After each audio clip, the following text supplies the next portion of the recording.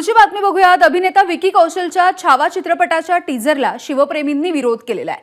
छत्रपती संभाजी महाराज आणि येसुबाई या नृत्य करत असताना दाखवलंय आणि त्यामुळे आक्षेप घेतला जातोय। राज्यामध्ये कुठेही हा सिनेमा प्रदर्शित होऊ देणार नाही असा इशारा आता शिवप्रेमींनी दिलेला आहे। तर अभिनेता विकी कौशल याच्या छावा चित्रपटाचा टीझर आता प्रदर्शित झालाय आणि त्याच्या विरोधामध्ये आता काही शिवप्रेमी आक्रमक होताना दिसतात।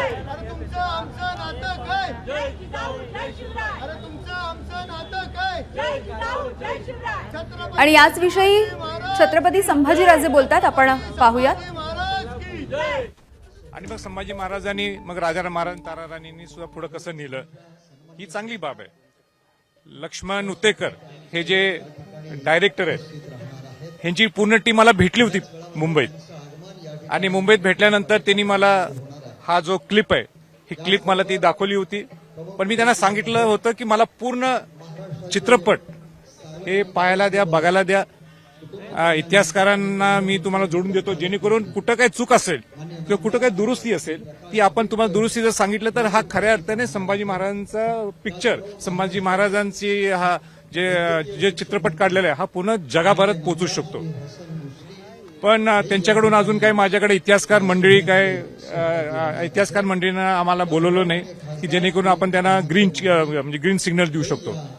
पण एकंदरीत जे तुम्हाला पाहायला मिळते त्याला काय म्हणतो आपण ट्रेलरमध्ये की छत्रपती संभाजी महाराज लेझिम खेळताना किंवा लेझिम खेळत असताना डान्सच्या स्वरूपात खेळताना, तर लेझिम ही आपली सांस्कृतिक ठेवा आहे आणि लेझिम खेळणं काही चुकीचं नाहीये।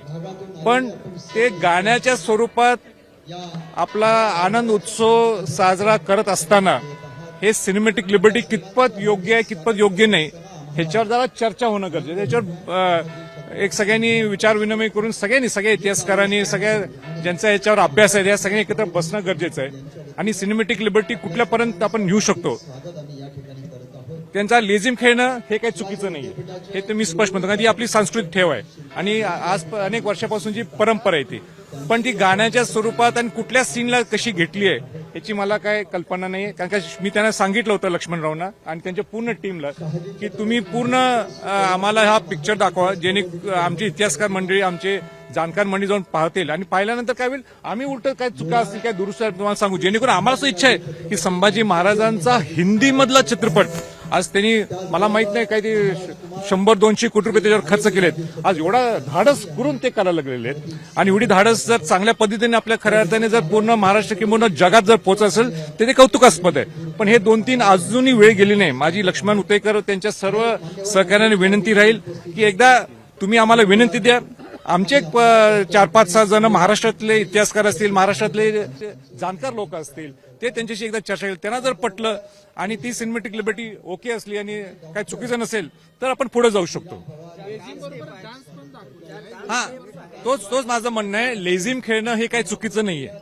लेझिम खेळणं काय, कारण आपला तो सांस्कृतिक ठेवा आहे, पण त्याचबरोबर तो नृत्य म्हणण्यापेक्षा डान्स, म्हणजे ज्याला इंग्लिशमध्ये आपण डान्स म्हणतो ते गाण्याच्या स्वरूपात डान्स म्हणतो, ते कितपत लोकांना पटेल हा प्रश्नचिन्ह, त्याच्यासाठी बसणं गरजेचं आहे, त्यांचे विचार विनिमय गरजेचं आहे। पण ओव्हरऑल त्यांनी मला जे एक हिंदवी स्वराज्याचं जो उद्दिष्ट आहे ते त्यांनी मला सांगितलं, त्यात मला काही चुकीचं वाटलं नाही। पण तरी त्यांना मी स्पष्ट सांगितलं होतं आमचे लोक इतिहासकार किंवा जे जाणकार लोकांनी हे पाहणं गरजेचं आहे। मी त्यांची वाट पाहायला लागलेलो आहे, ते आपल्याला बोलवतील। एकदा बोलणं झालं, एकदा चर्चा झाली की त्यांना आपण सांगितलं की बाबा एकदम छान आहे, तर उलट चांगला पिक्चर होईल, उलट चांगलं नुसतं देशात नाही जगात संभाजी महाराज पोहोचतील शिवाजी महाराजांच्या माध्यमातून। छत्रपती शिवाजी महाराज हिंदवी स्वराज्य स्थापन केलं आणि त्याच्यानंतर जर कोणी सांभाळलं असेल हिंदवी स्वराज्य ते छत्रपती संभाजी महाराज आहे, छत्रपती राजाराम महाराज, छत्रपती ताराबाई साहेब। कालावधी ज्यामध्ये दाखवलेला आहे ते संभाजी महाराजांच्या राज्याभिषेक नंतरचा हा डान्स दाखवला आहे। छत्रपती शिवरायांच्या निधनानंतर 9 महिन्याचा असा डान्स करू शकतो नाही, म्हणून ह्याच्यावर मी काही स्टेटमेंट करणं हे उचित नाहीये।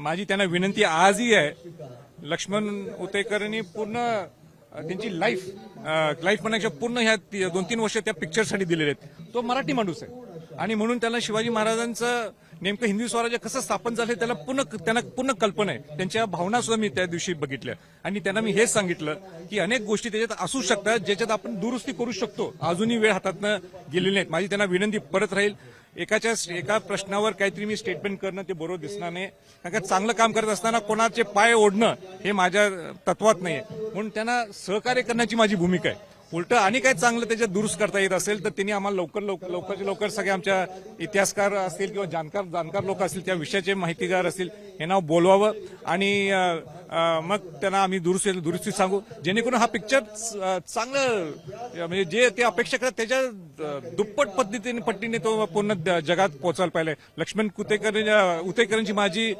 पहिल्या दिवशी जेव्हा मला एक आठवड्याच्या अगोदर त्यांनी मला स्क्रिप्ट दाखवली होती किंवा त्यांनी मला थोडं सांगितलं होतं, त्यांना मी तेच सांगितलं होतं की तुम्ही हे सगळं करता, हे चांगली बाब आहे, तुमचं कौतुक आहे, तुम्ही धाडस करायला लागले, संभाजी महाराजांच्यावर पिक्चर काढायला लागले. पण हे करत असताना सुद्धा तुम्ही जाणकार लोक, इतिहासकार लोकांना हे दाखवावं अशी मी त्यांना विनंती केली. मी त्यांची वाट पाहत आहे. अजून त्यांच्याकडे काय रिपोर्ट, माझ्याकडनं काय रिस्पॉन्स त्यांच्याकडे आलेला नाहीये. माझ्याकडे वाद निर्माण होताना पाहिलं, पुण्यामध्ये सुद्धा आंदोलन आहे ते केलं जाते. या सगळ्यावरती आता कशा पद्धतीने नाही, माझी विनंती राहणार आहे डिरेक्टरना आणि त्यांच्या पूर्ण सगळ्या सिस्टमला की इतिहासकार आणि जाणकार लोकांना एकत्र आणावं. एक तर संभाजी महाराजांच्यावर तुम्ही पिक्चर काढताय हे धाडस आहे आणि ते धाडस कुठं उलटं सुलटं जाऊ नये म्हणून त्यांना सहकार्य करण्याची आमची सर्वांची भूमिका आहे. म्हणून एकदा तुमच्याने आमची भेट व्हावी. एकदा जशी पहिली त्यांनी माझी भेट घेतली आणि माझं हेच त्यांना म्हणणं होतं की लक्ष्मणराव तुम्ही एकदा मीटिंग लावा, एक जाणकार लोकांना आणि सगळ्या इतिहासकारांची एकदा एक संवाद साधूया, जेणेकरून काय थोड्या असे काही गोष्टी असतील तर आपण दुरुस्त करू. आमचा हेतू एकच आहे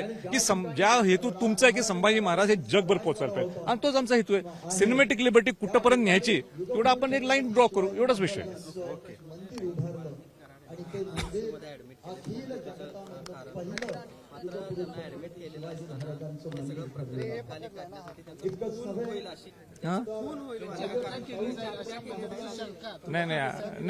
नाही असं कोणी करू नये. म्हणजे शेवटी ही लोकशाही आहे आणि लोकशाहीत सगळ्यांना आपला अधिकार असतो की न्यायालयात जाणं. आणि म्हणून जे तृप्ती देसाईंनी काहीतरी स्टेटमेंट केलं आणि वातावरण परत गढूळ करणं हे काय बरोबर नाही. मला वाटतं पोलीस त्याची खबरदारी घ्यायला लागले आहेत. पोलिसांची जबाबदारी आहे आणि अशी काहीतरी स्टेटमेंट्स करणं आणि वातावरण परत सगळं गढूळ करणं हे तृप्ती देसाईंनी करू नये असं माझं त्यांना स्पष्ट मत आहे. आपण सुद्धा कोणी सरकारमध्ये असून दे आपल्या सरकारवर थोडा विश्वास ठेवायला पाहिजे. पोलीस डिपार्टमेंटवर आपण विश्वास ठेवायला पाहिजे. एक असे वादग्रस्त स्टेटमेंट्स करून वातावरण गढूळ करणं हे काय बरोबर नाही. आणि मला वाटतं आपल्या बरोबर पोलीस डिपार्टमेंटला सुद्धा त्यांनी त्यांची जबाबदारी माहिती आहे, त्यांना त्यांचं कर्तव्य माहिती आहे आणि ते पार पाडतील असा आम्हाला विश्वास आहे.